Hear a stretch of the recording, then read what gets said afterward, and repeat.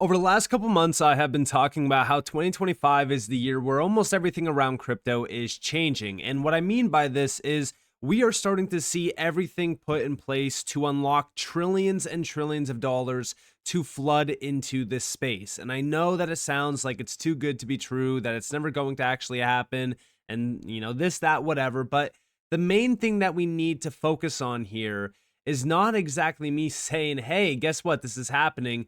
More so, look at the facts. Look at what's happening in this space. Look at the events that are happening. Look at the names in which, the sponsors are at some of these major events. Like, for an example, this one from Subjective Views, where Ripple is an official sponsor. And this is at DC FinTech Week 2025. And just taking a quick look at some of the individuals that will be at this event.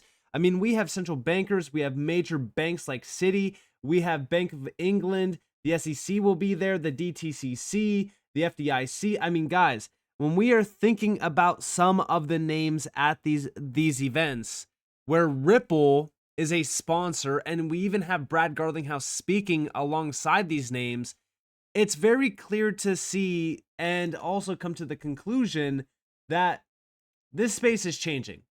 Things are starting to move away from that hype and speculative phase of, value being added to these crypto projects to a more mature market where value added comes from utility, real world adoption, real world value. And that's exactly what we are focused on here on this channel.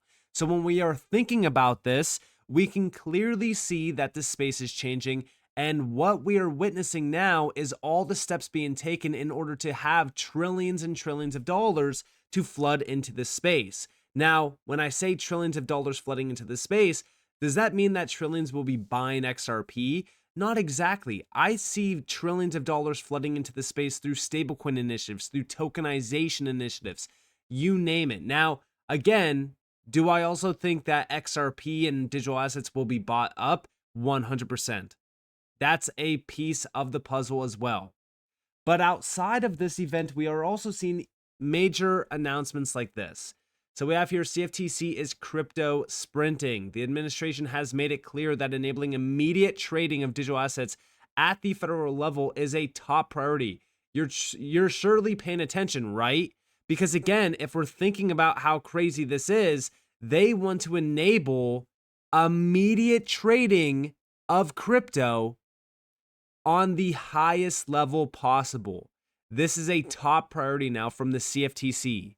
Here we have the announcement from the 21st where Caroline D. Pam, which by the way is also the individual that met with Brad Garlinghouse back in 2022 at Ripple headquarters, announced today that the CFTC will begin its next crypto sprint initiative for implementation of the recommendations in the President's Working Group on Digital Asset Markets report. Starting today, Acting Chairman Pam will begin stakeholder engagement on all other report recommendations for the CFTC.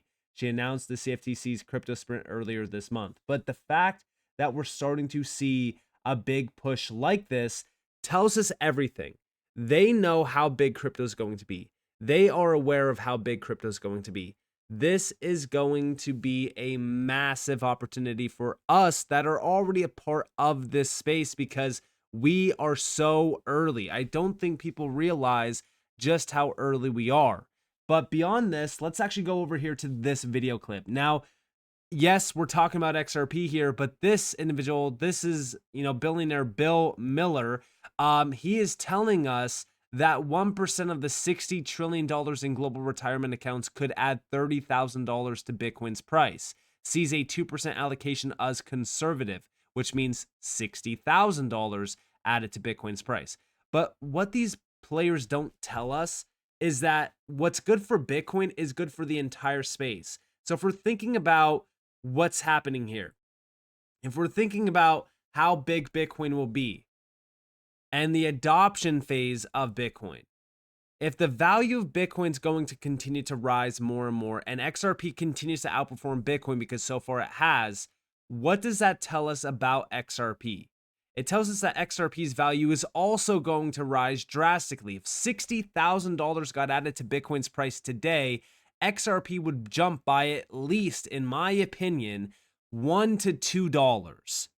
So if we're thinking about this, everything that's happening around the space to accommodate Bitcoin, because again, a lot of Bitcoin maxis will say it's all about Bitcoin.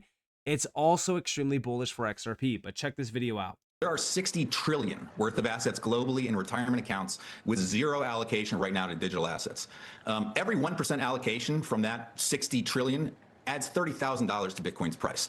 And so from my perspective, a 2% allocation would be conservative when you consider that all of those assets are currently in a monetary framework whose authorities have told you they want to depreciate it by 2% a year. So why wouldn't those accounts stake 2% of everything denominated in melting ice cube and stick it in another protocol altogether? So again, that alone would take us to Bitcoin at 175K, or up more than 50% from here. We still think we are incredibly early. We're still seeing early signs of institutional adoption. You look at Norges, the world's largest sovereign wealth fund, almost 2 trillion in assets, has been increasing its exposure to Bitcoin digital assets. It's still a rounding error for them. But when the world's largest sovereign wealth fund, the world's largest endowment in Harvard is now buying Bitcoin, starts to do it, that opens up the door for all the other relevant parties, other endowments, other sovereign wealth funds to do this in a very interesting way. Now, just imagine what these players will think when this starts to trickle down into Ethereum, which it already has started, and then down into XRP. People are not aware of how big things are going to be for some of these projects that have real world value, real world utility, and it's utility that is extremely disruptive for a lot of asset classes. Again, this market and most of the people a part of it are just not ready for what's going to hit some of these altcoins like XRP. We also have over here from Coinbase's CEO, Brian Armstrong. He says that I think Bitcoin will reach $1 million per Bitcoin by 2030. But listen to why he believes this. The rough idea I have in my head is like, we'll see $1 million Bitcoin by 2030. And there's high error bars around these things. But, just to give you a couple of data points, right? It's like, we're starting to see regulatory clarity emerge in the United States, which I think is a bellwether for the rest of the G20. You have the Genius Act passed now for stablecoins, but this market structure bill is being debated in the Senate. Fingers crossed something could happen by the end of this year. That would be a huge milestone. The United States government now has a strategic Bitcoin reserve. So that is, if you'd asked me 5 years ago, that would have been kind of like vision board. Someone would have said, you're crazy, like the United States government's not going to officially hold Bitcoin. But if they do that, which there's now an executive order to do, I think a bunch of other countries are going to do that. We've seen a lot of interest from sovereigns, right? I think Coinbase actually provides crypto services to about 140 government entities that, believe it or not, like at both federal, state, local, and internationally. So governments are now getting more and more engaged in this. And you can imagine the big pools of capital around the world. And there's a lot of, so I don't see the regulatory thing going away. That was one of the big risks, is the government going to shut this down? I think that risk has been severely diminished. And then, is there going to be some flaw found in the Bitcoin protocol? I think that's been severely combed over at this point. We need to make sure we upgrade it to a post-quantum cryptography. But are elliptic curves already post-quantum or no? They are theoretically, I believe. I don't. No one really good to nail that down. It's a little untested, but I believe there is a path where the Bitcoin core team and Ethereum and Solana, everyone, they're looking at proposals now to upgrade to even definitely post-quantum. Yes. So I think the list of kind of risks is getting diminished, and at the same time, the amount of demand, like the amount of institutional money just sitting on the sidelines waiting for this next bill to land, these are the big institutions I talk to. They're holding 1% of the portfolio in Bitcoin, and I'm like, what would it be to 5 to 10? And they say regulatory clarity. That's it. So I think we'll continue to see huge inflows of capital. The ETFs have been huge. Now, the thing about regulatory clarity is this is just going off of what these companies want to see to just buy and hold Bitcoin. Okay, well, if that's going to send the price of Bitcoin to $1 million, what about utility-based projects? Because remember what regulatory clarity does for these utility-based projects. The second that we see regulatory clarity, these types of projects like XRP skyrocket in value. Why? Because we want to see it? No. It's because that is the green light, just like it is the green light for these big companies to buy and hold Bitcoin. That's the green light for these big companies, these big institutional players, to tap into utility-based projects and utilize them and integrate them into their everyday processes. We're talking about, automated workflows for businesses. I mean, the opportunity here is so vast, and we constantly get caught up in this whole idea of, oh, what could this do for Bitcoin? What could this do for Bitcoin? Think about what regulatory clarity does for the entire space. It immediately will unlock trillions and trillions of dollars to flood into the space to buy and hold some of these projects, but it will also unlock trillions and trillions of dollars in growth just around utilization and integration of the tech into everyday life. Everything around this space will skyrocket. The use of stablecoins, the use of tokenization, the use of DeFi. I mean, guys, I think so many people are looking at and undervaluing what regulatory clarity does for this space. It's something that we've been talking about for well over 4 years now, and it's finally becoming a reality. Now, talking about it, when can we see this officially hit the market? Well, here we have from Smoke Dog. This is actually with Senator Lummis. We have here just in, Senator Lummis reveals timeline for federal crypto legislation. The crypto market structure bill could become law by Thanksgiving or Christmas. Listen closely to this. Now, before I play this video clip, what's the chances that we get it done by Thanksgiving or Christmas? Well, we're talking about still, from our current view, 3 to 4 months. I will take that bet. And yes, it's going to be a little bit less than 3 to 4 months now that August is almost wrapped up, but still, I would bet on this becoming a reality because of look at how fast we got the stablecoin bill passed through. It happened almost immediately. This is the next big priority bill from this admin, and I see it getting streamlined through.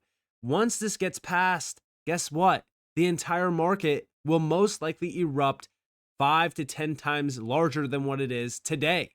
And I'm not just talking about the value at it, right? Because again, in terms of the value, what could I see the value of crypto going to once this gets passed? Well, whatever the market cap is today, I could see it easily being multiplied by 1.5 to maybe even, 2.5x, which would be huge. But again, it's not going to happen immediately, and it's not going to happen overnight once we get this bill passed. It's going to happen over time. And that time frame, I would say maybe a year, maybe 2, not even. It's just so, it's hard to predict exactly how fast things will work like that. But if this does get passed through, I see it happening by the end of this year. And if that is the case, then we could start to see this market really wake up in a big way and be adopted and integrated into everyday life extremely fast, faster than we ever thought imaginable. So if we think about that, let's listen into what Lummis is telling us. Big area of focus, crypto regulation, and last month was a huge month for crypto regulation, with the House passing 3 crypto-related bills. One of those bills, the Genius Act stablecoin regulation bill, was signed into law. So we got our first piece of crypto legislation signed into law, many calling it a watershed moment. How would you categorize it, and what does it signal to the country related to crypto and its priorities for crypto regulation? Well, we're finally embracing President Trump's goal of having the United States remaining the digital asset capital of the world. We shouldn't be ceding that role to the United Arab Emirates or to Singapore. Even Japan, which is notoriously cautious, has a more robust digital asset regulatory framework than we do, because they're starting to embrace innovation. And it's very important the United States retain that role. So Wyoming has led. Because Wyoming led, I had the embedded statutory framework that Wyoming passed to move into Washington. So we've adapted it to Washington regulatory dominance in commodities and securities, and we're moving forward. So we did stablecoins first. The Genius Act passed. It's now law. And that provided the momentum we needed to do market structure. So the House passed a market structure bill. It's called the Clarity Act. Right. We in the Senate are going to mark up in the Senate Banking Committee a market structure bill in September. The Ag Committee will do theirs in October because they've got the commodities jurisdiction. The Senate Banking Committee has the securities jurisdiction. Then we'll fold them together with Clarity and hopefully get this across the finish line by Thanksgiving or at the latest Christmas. Well, that would be lovely to see. I can't wait. I'm so excited. So the moves are happening much faster than ever. And this is extremely exciting, especially for those that are holding utility-based projects. This is what will be that, you know, waterfall moment for these types of projects that we talk about, like XRP, HBAR, XLM, etc. Because again, this is that green light. That's the big, you know, key that unlocks the trillions and trillions of dollars just sitting behind the doors, the last major obstacle. So I'm very excited about this. This could be huge, especially if it does get fully passed by the end of this year. We're going to keep a close eye on this. But with that being said, I hope that you guys enjoyed this video. If you guys did, definitely leave a like, subscribe, turn notifications on because I'm free content. You guys are more than welcome to follow me on Twitter and join the free Discord down in the description below. And with that being said, guys, it's been Nick. Thanks for watching. Peace out.